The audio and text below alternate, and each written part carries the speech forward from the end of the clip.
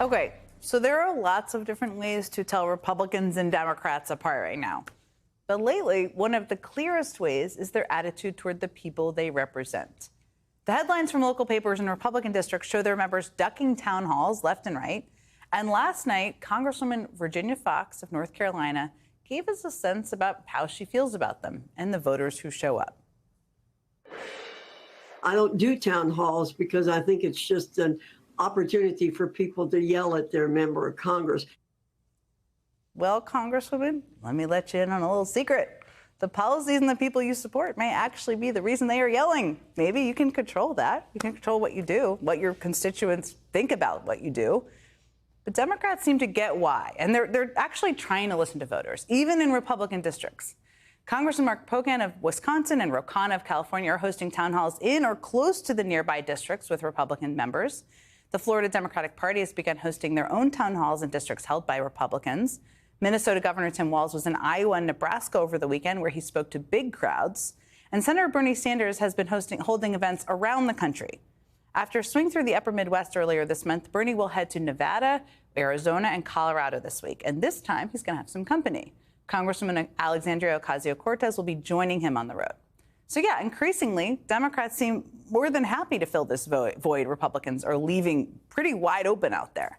Just today, Arizona's Democratic Senators Mark Kelly and Ruben Gallego were meeting voters at a town hall in Phoenix, where they tore into Donald Trump and Elon Musk for cuts to Medicaid and other health services for vulnerable Americans. All of this stuff you're hearing every single day is so they can give a big, giant tax cut to people who don't need a tax cut. We could raise the taxes of billionaires, and they will still be billionaires. And that's what we should be doing. We shouldn't be gutting these services. We can take care of the people that make this country work every day, and we certainly don't have to gut them to feed these billionaires again. It is not an either or. And joining me now is Democratic Senator Ruben Gallego of Arizona. Senator Gallego, it's great to see you. Thank you so much for joining me after the town hall today. So you had that town hall meeting. We showed a little bit of it early. Great to have you. We showed just a little bit of your town hall. How did it go today? Who showed up? How many people were there? What did they want to talk about? Well, I think it's somewhere between 150 people showed up. It was people that were providers in the Medicaid kind of healthcare community, but some people that are very, very scared of being cut off. We heard from one family who, adopted a child from foster care, someone that they had been caring for a couple of years. And when they adopted this child, they knew that this child had certain, disabilities and certain ailments that were going to cost some money. But there was an implicit understanding that they were going to have some help from Medicaid. And unfortunately, that family is now worried that they're going to end up having to pay out of pocket because out of nowhere, you have these cuts coming.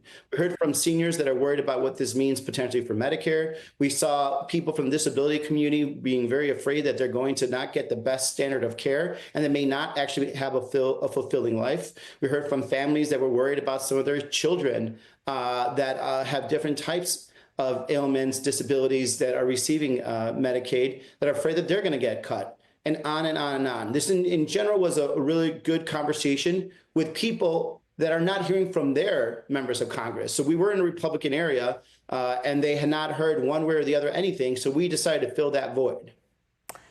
You were making your first run for office in Arizona during the Tea Party wave of 2010. You were in Congress during the backlash after Trump's first election win. You've been through a lot, I think it's safe to say.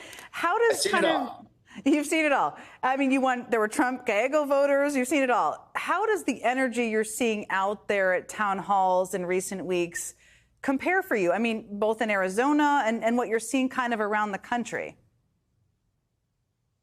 Well, this is from my experience closer to what I saw actually around the Tea Party time. A lot of people that are, mad. And they're mad, I think, because some of them are Trump supporters and they expected Trump to go do certain things in the White House and the Republicans, but not to go against that. And there's just a lot of Medicaid, recipients out there that are Republican. There are Trump supporters. I'll just give you a couple quick facts that people may not know. 15% of Maricopa County is on Medicaid. 30% of rural Arizona is on Medicaid.